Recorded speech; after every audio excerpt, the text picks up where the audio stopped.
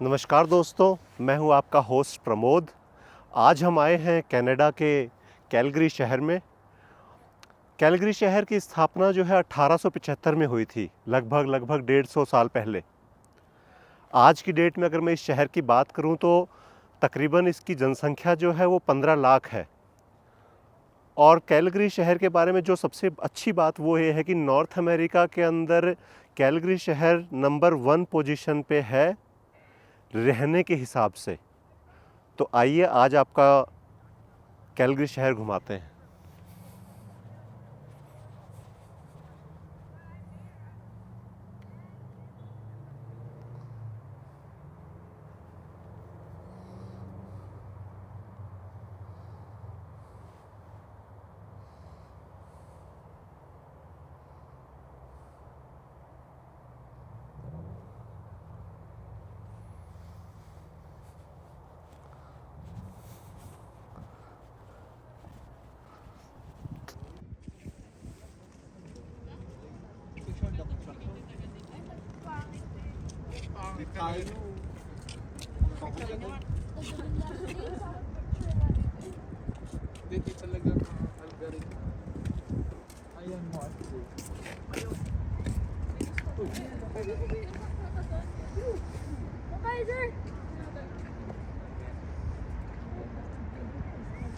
तो कैलगरी शहर की शुरुआत हम कैलगरी डाउनटाउन से करते हैं।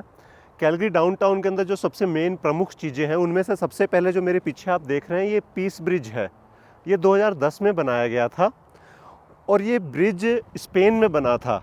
स्पेन में इसको बना करके ये जो टेबुलर फॉर्म में आप देख रहे हैं, जो एक ट्यूब की तरह आप देख रहे हैं, ये ब्रिज को स्पेन में बनाया गया था और फिर वहाँ से इसको यहाँ पर इम्पोर्ट किया गया था। ये 2010 से 2012 के बीच में बनाया गया था और बहुत ही शानदार ब्रिज है। अभी इसके ऊपर कंस्ट्रक्शन चल रहा है, किसी ने इसको डैमेज कर दिया था जिसकी वजह से जो है इसका आधा हिस्सा ही खोला गया है। इस ब्रिज की कुछ मैं आपके जो मेरे पीछे आप देख रहे हैं ये है पीस ब्रिज। इसकी कुछ विशेषताएं मैं आपको बताता हूं कि जो पीस ब्रिज का जो वेट है ये जो ब्लू व्हेल है उससे भी तकरीबन 7.5 गुना ज़्यादा है। इसकी जो हाइट है, जो रिवर से इसकी हाइट वो कम इसलिए रखी गई है क्योंकि इसके पास में एक हेलीपैड है और उस हेलीपैड के लिए जो है इनको क्लियरेंस चाहिए थी, जिसकी वजह से इसकी हाइट जो है वो कम रखी गई है। एक और अच्छी चीज़ इसके बारे में बताता हूँ कि ये जो स्टील है ये 14 टन स्टील से ये ब्रिज बना है। ओरिजिनली ये स्पेन में बना था और इसको यहाँ से ट्रांसपोर्ट करा गया था स्पेन से। तो ये अल्बर्टा के अंदर या कनाडा के अंदर नहीं बना था ये ब्रिज।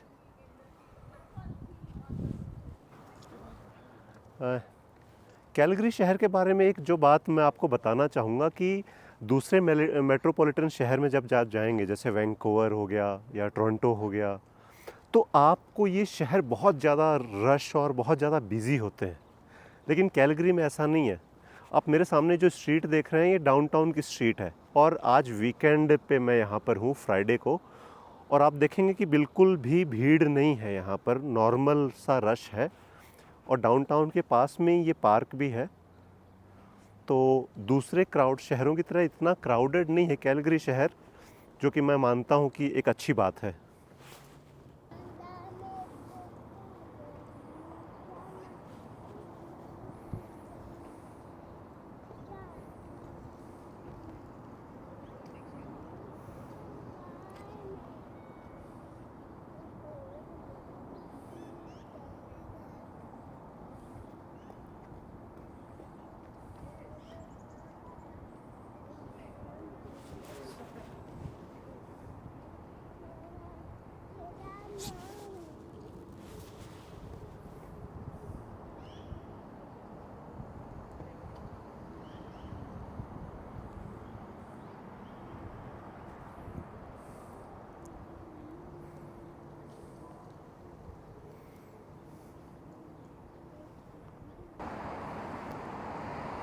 कैलगरी के अंदर एक चीज़ और है कि डाउनटाउन के अंदर आपका वो ये कुछ रिलैक्सिंग प्लेसेस बहुत मिलेंगी। ऐसे छोटे छोटे गार्डन्स हैं, सेंटर्स हैं, पार्क्स हैं, ये बैठने के लिए बहुत मिलेंगे।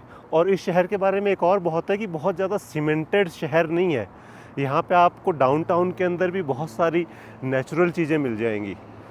तो ये एक बहुत अच्छी चीज़ है इस शहर में, वरना यूजुअली जब हम डाउनटाउन्स में जाते हैं तो जैसे हम बड़ी बड़ी बिल्डिंग्स और सीमेंट और सड़कें बस यही देखते हैं।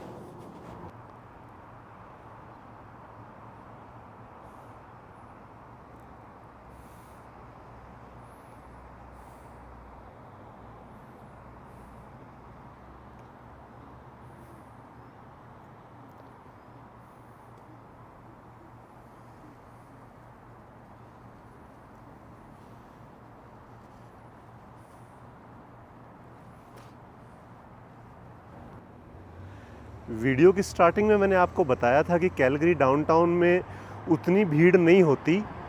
उसका मेन कारण है कि जो आप सामने देख रहे हैं, दो बिल्डिंगों के बीच में एक ग्लास का ब्रिज बना हुआ है। दरअसल ये ब्रिज नहीं है, ये जितनी भी बड़ी बिल्डिंग्स आप देख रहे हैं, इन सारी बिल्डिंग्स को ये आपस में कनेक्ट करते हैं। ये देखिए, इन दोनों बिल्डिंग्स को ये कनेक्ट करता है। आप इधर घूमेंगे तो इनको ये कनेक्ट करता है, और ये सारे डाउनटाउन में सभी बिल्डिंग्स को आपस में एक दूसरे से कनेक्ट करते हैं। इस वजह से ये भी एक प्रमुख कारण है कि यहाँ के डाउनटाउन में उतनी भीड़ नहीं होती, क्योंकि ट्रैफिक को कंट्रोल किया जाता है बहुत ज़्यादा, और जहाँ भी लोगों की भीड़ कम हो सकती है वो सारे कदम यहाँ पे उठाए जाते हैं। एक और यहाँ पे कारण मुझे पता लगा कि जो सी ट्रेन, यहाँ की जो ट्रेन जिसको हम मेट्रो कह देते हैं, वो यहाँ के डाउनटाउन में फ्री है।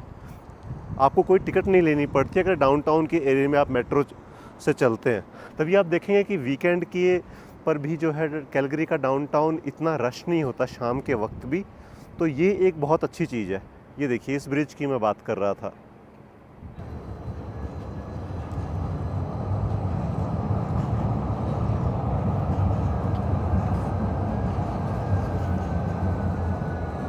तो जैसे कि मैंने पहले वीडियो में आपको बताया था कि जो ट्रेन है, जो मेट्रो ट्रेन है या सी ट्रेन जिसको हम बोलते हैं, वो फ्री है। तो ये जो ट्रेन अभी आपने देखी, इस ट्रेन से अगर आप कैलगरी के डाउनटाउन एरिया के अंदर अगर आप ट्रैवल करते हैं तो वो बिल्कुल फ्री है।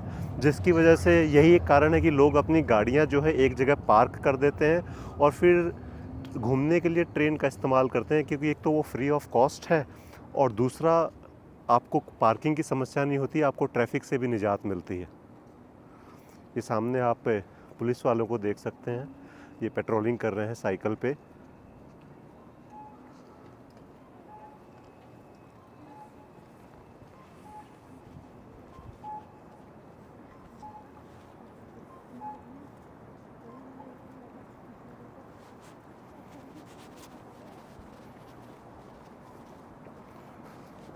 ये देखिए, इन दोनों बिल्डिंग्स को भी बीच में जो ब्रिज है ये कवर करता है, आपस में कनेक्ट करता है, और ये सारी बिल्डिंग्स कनेक्ट हैं। एक से दूसरी में चले जाइए, दूसरे का फिर कनेक्टर यूज़ करके फिर आप आगे चले जाइए। ये ट्रेन रूट है, सामने ये ट्रेन का स्टेशन है।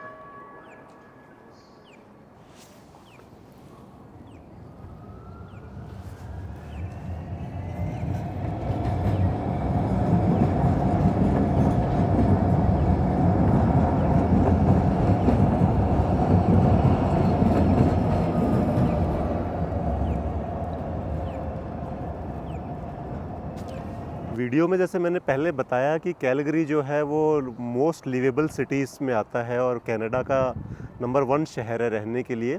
उसका एक कारण ये भी है कि ये जो बिल्डिंग है ये एडमिनिस्ट्रेटिव बिल्डिंग है यूनिवर्सिटी ऑफ कैलगरी की, और ये साथ में ही इसका ट्रेन स्टेशन है। अब ट्रेन स्टेशन और यूनिवर्सिटी के बीच में हार्डली 50 मीटर्स का भी फ़र्क नहीं है। तो स्टूडेंट्स के लिए, पढ़ने वाले बच्चों के लिए एक्सेसिबल है कि वो ट्रेन से सीधा यूनिवर्सिटी कैंपस के सामने आ जाते हैं। बाय द वे, ये वन ऑफ द बिल्डिंग है यूनिवर्सिटी की, तो बहुत बड़ी है यूनिवर्सिटी ऑफ कैलगरी। ये इसके आसपास के कुछ बिल्डिंग्स हैं, इसके आसपास का जो यूनिवर्सिटी एरिया है।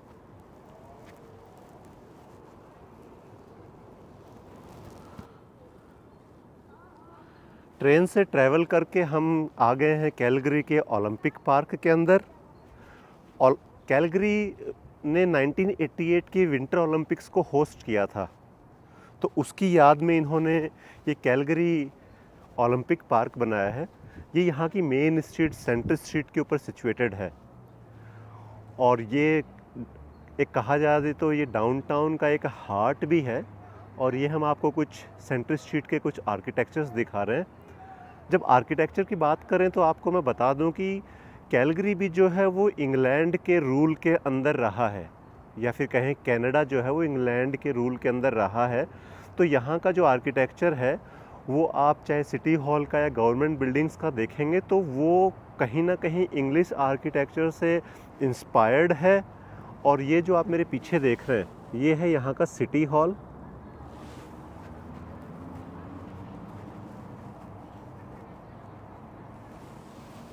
ये जो मॉन्यूमेंट आप मेरे सामने देख रहे हैं ये बेसिकली 5 लेडीज़ के ऊपर की याद में मॉन्यूमेंट बनाया है।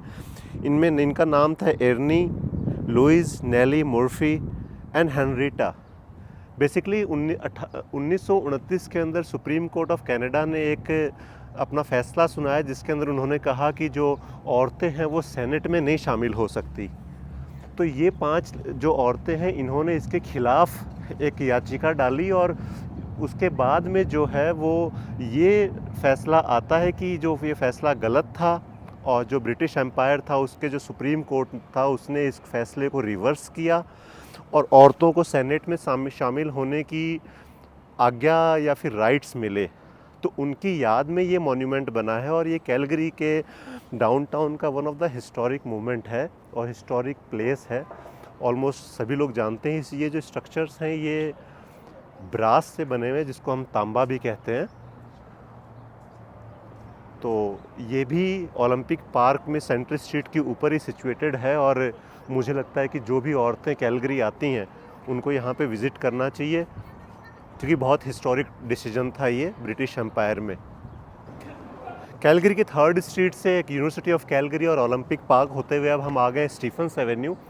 डाउनटाउन के बारे में अगर आप बात करें तो देखिए स्टीफन्स एवेन्यू सबसे बिजी एवेन्यू है डाउनटाउन में।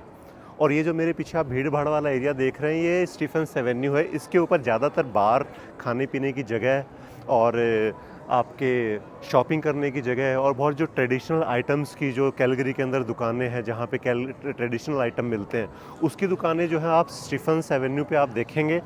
और ये one of the busiest street है क्योंकि यहाँ पे आप मेरे पीछे कैलगरी टावर भी देख सकते हैं।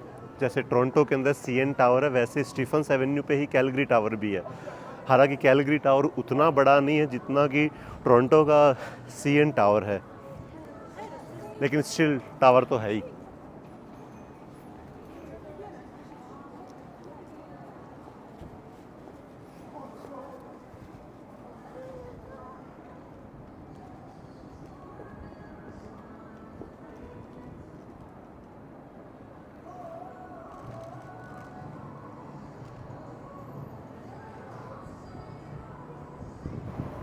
स्टीफन्स एवेन्यू के पास में ही अब हम आ चुके हैं Calgary tower. Calgary tower centre street और 9th एवेन्यू के इंटरसेक्शन पे सिचुएटेड है। एक वक्त था जब Calgary tower one of the tallest building होती थी कैलगरी की, लेकिन अब जो है इससे बड़ी बड़ी बिल्डिंगें भी बन चुकी हैं। कैलगरी टावर से पूरे कैलगरी का व्यू दिखता था। यहाँ पे घूमते हुए मैंने कुछ लोगों से बात करी और उनसे पूछा कि यहाँ पे डाउनटाउन लाइफ जो है वो इतनी रश कम क्यों है एज़ कम्पेयर टू जैसे वैंकूवर और टोरंटो से जब हम कंपेयर करते हैं तो यहाँ की डाउनटाउन में लोग कम दिखते हैं। तो उसका मुझे किसी ने बताया कि इसका मेन कारण ये है कि यहाँ के लोग जो हैं अल्बर्टा में नेचर ज़्यादा पसंद करते हैं और लोग हाइकिंग पे जाते हैं, कैंपिंग पे जाते हैं, साइकिलिंग करते हैं। तो इस वजह से जो है यहाँ पर जो डाउनटाउन लाइफ है वो इतनी ज़्यादा हैपनिंग नहीं है जितनी कि आप टोरंटो और वैंकूवर में या और दूसरे बड़े मेट्रोपॉलिटन शहरों में आप देखेंगे। लेकिन फिर भी इतनी बुरी भी नहीं है, मुझे तो अच्छा लगा। कैलगरी टावर के सामने ही आप देख सकते हैं सेंट्रल स्ट्रीट है और ये जो बिल्डिंग है ये मुझे लगा कि आपको दिखानी चाहिए क्योंकि मुझे बड़ी इसका जो आर्किटेक्ट है वो बड़ा अच्छा लगा। क्योंकि आप देखिए हर एक कॉन्डो के ऊपर ये जो आप देख रहे हैं स्क्वायर स्क्वायर से ये सारी बालकनीज़ हैं इस बिल्डिंग की। तो मुझे थोड़ा सा डिफरेंट आर्किटेक्चर लगा बिल्कुल, तो मैंने सोचा कि आपको मैं दिखाऊं। ये सेंट्रल स्ट्रीट है और ये 9th एवेन्यू के सामने आपका कैलगरी टावर है।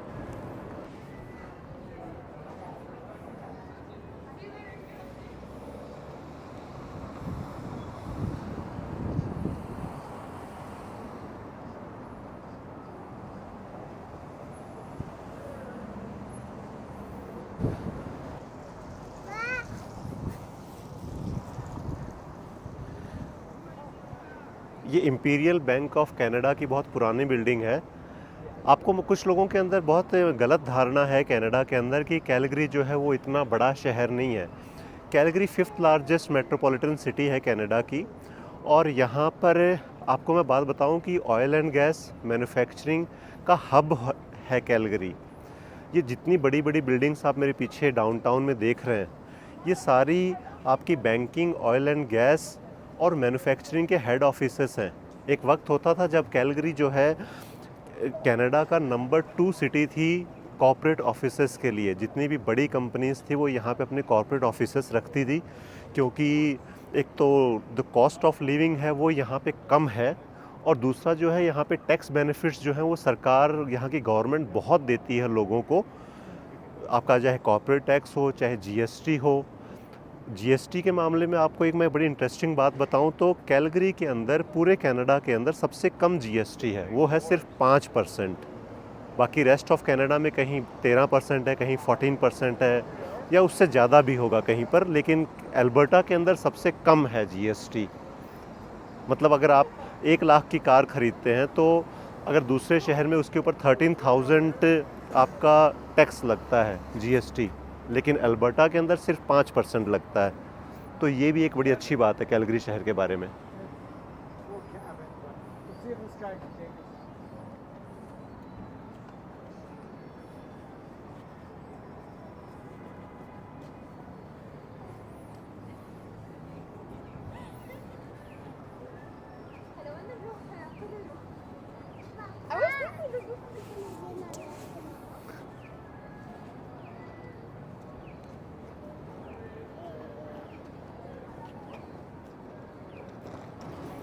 अगर आप कैलगरी डाउनटाउन आ रहे हैं तो आप अवॉइड करिए कार लेके आने की, क्योंकि कैलगरी डाउनटाउन का जो कल्चर है वो बहुत ज़्यादा पसंद नहीं करता कारों को, और ट्रैफिक यहाँ पे कम रहता है। इनफैक्ट यहाँ पे जो यूथ है वो भी आप देखेंगे तो ये जो स्कूटर्स हैं, इलेक्ट्रिक स्कूटर्स हैं, इनका यूज़ करता है कम्यूट करने के लिए या डाउनटाउन में एक जगह से दूसरी जगह पे जाने के लिए।